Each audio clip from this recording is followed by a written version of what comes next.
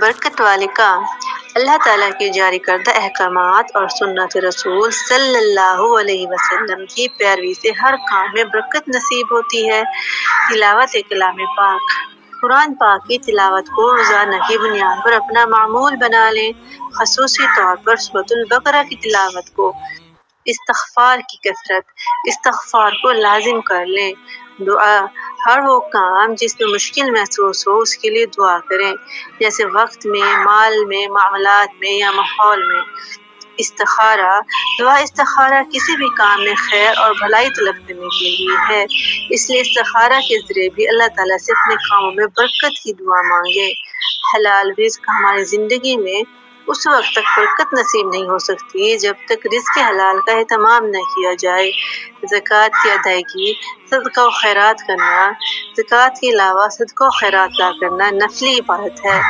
صدقہ کسی بھی شکل میں ہو سکتا ہے، جیسے مال، اجناس، خدمت یا کسی بھی انسانی فلاح و بہبود کے کام کے طور پہ۔ اپنے نیک کاموں کو اللہ تعالیٰ کے حضور اپنی مشکلات میں آسانی کا وسیلہ بنایا جا سکتا ہے۔ کمزور کی مدد کرنا، کاروبار میں سچ بولنا، قناعت پسندی۔ اللہ تعالیٰ کی تقسیم پہ راضی ہو جانا قناعت پسندی ہے، اور یہی قناعت پسندی برکت لانے کا سبب بنتی ہے۔ صبح کے وقت معاملات ادا کرنا۔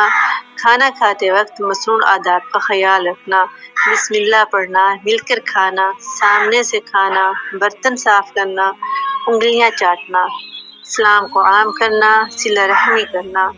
ہم یہ تمام کام اسی وقت انجام پا سکتے ہیں جب ہم ان معاملات، لوگوں اور چیزوں سے دوری اختیار کر لیں گے جن کو رب تعالیٰ نے ناپسند فرمایا ہے، اور اپنے رب کو راضی کرنے والے کام اور طریقے اپنائیں گے۔